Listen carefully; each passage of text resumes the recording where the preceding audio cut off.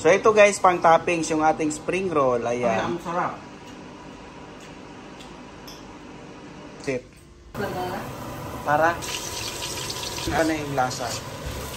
Kaya dapat nakatansya lagi yung timpla.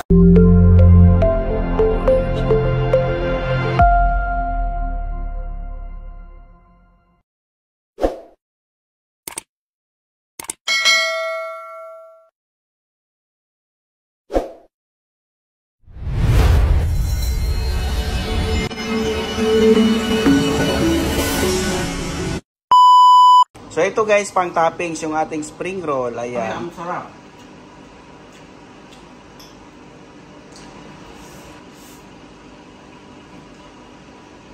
So guys, magluluto tayo ng pansit ngayon. Anong flavor na itong pansit na to?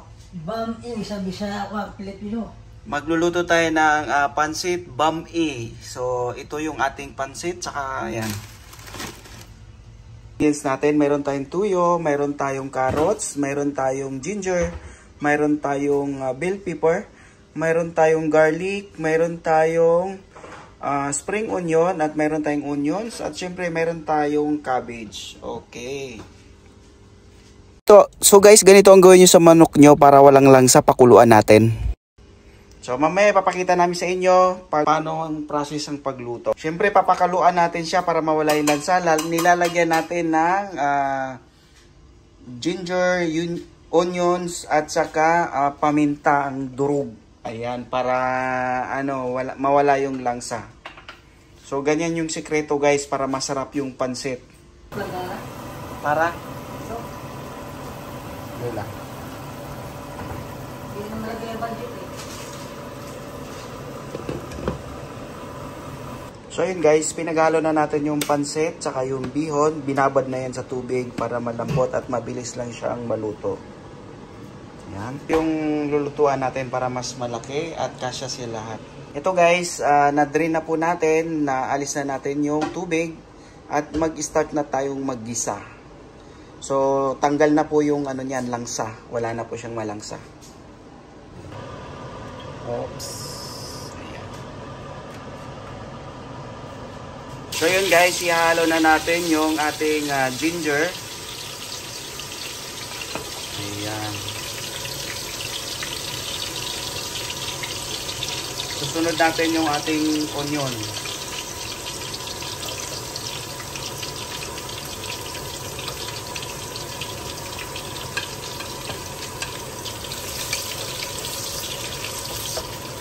Sunod naman natin yung ating garlic. Ayan.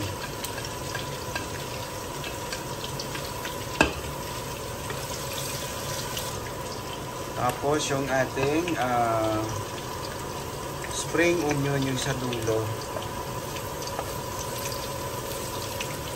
Ayan guys, gigisahin lang po natin siya hanggang lumabas po ang kanyang aroma. Yung pag okay na, ayan.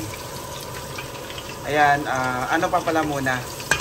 Carrots naman ang sunod. Ayan.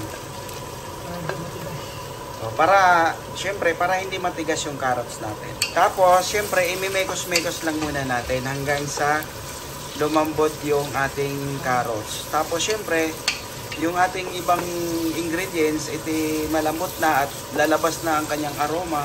Maamoy na natin na nagisa na siyang maigi. So, pwede na natin isunod ang ating manok. So, guys, isusunod na natin yung ating chicken. Ayan.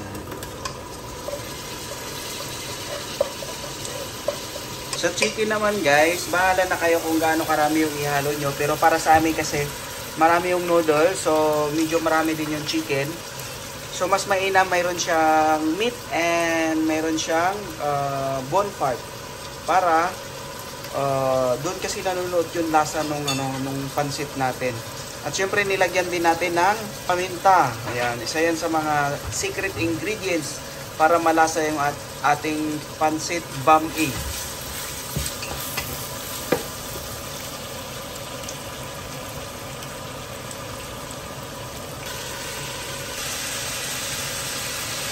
Tapos magic sarap. Ayan.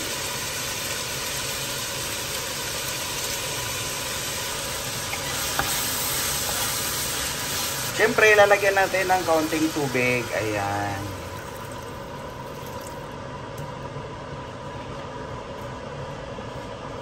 Hindi mo na siya patagalin ng matagal kasi nga malambot naman na yung manok. Tapos, pakuluan na natin ng kaunti. Mamaya pwede na natin i-mix yung ating pansit. Ayan guys, ihalo na naman natin yung ating cabbage. Ayan.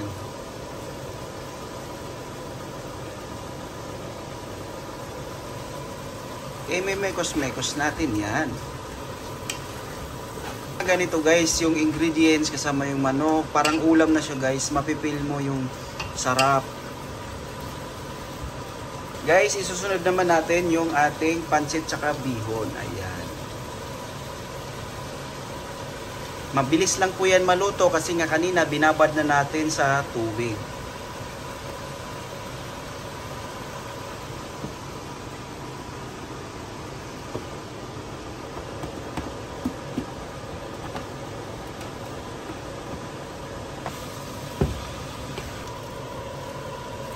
So, ang barbecue sauce, itansya nyo lang guys, kasi minsan pag nasobrahan hindi na rin siya maganda. Ngayon, pag medyo matabang, pwede naman kayo magdagdag. Mas maganda na lang kaunti kaysa masobrahan. Pag nasobrahan kasi, hindi nyo na siya kung nasobrahan ng alat, hindi nyo na siya matatansya. Ngayon, pagka kulang, mas mainam na yon kasi pwede nyo pang dagdagan. Pag nasobrahan, hindi nyo na siya pwedeng yung lasa. Kaya dapat nakatansya lagi yung timpla.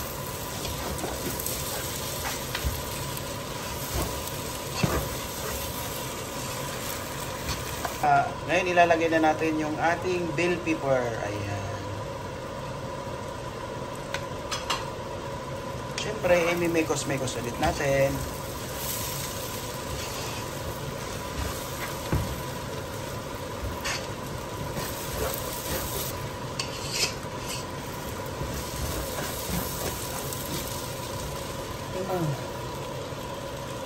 So ngayon guys, titikman natin kung ano ng lasa, kung sakto lang ba. Pag kulang kasi, dadagdagan natin ng mga ingredients.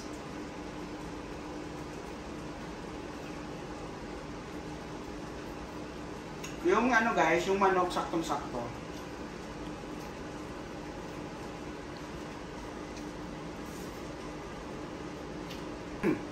Ang sarap. Sakto lang yung lasa.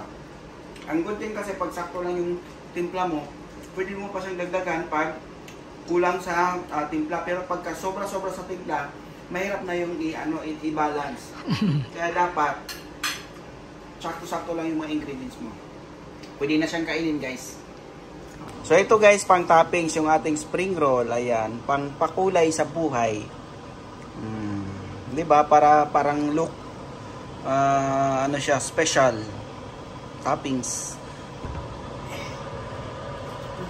Kain na tayo. So ito na po yung luto ni Urak, yung pansit bami. So ating husgahan kung masarap ba siya o hindi.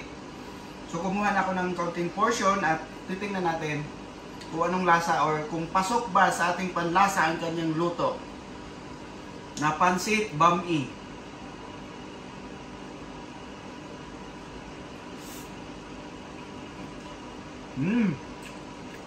Guys, ang sarap.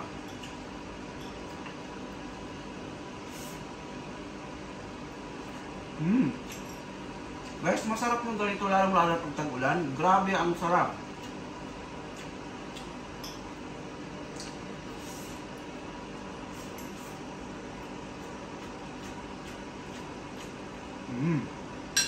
Guys, based on my observation at saka sa aking panlasa, 100% napakasarap.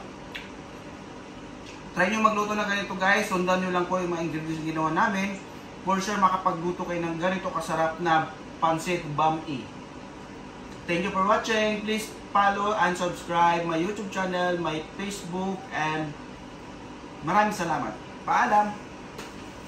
Guys, if you're new to this channel, don't forget to subscribe, like, share my videos and click the bell button, so that you're updated for my latest videos. Thanks for your support. God bless and have a great day.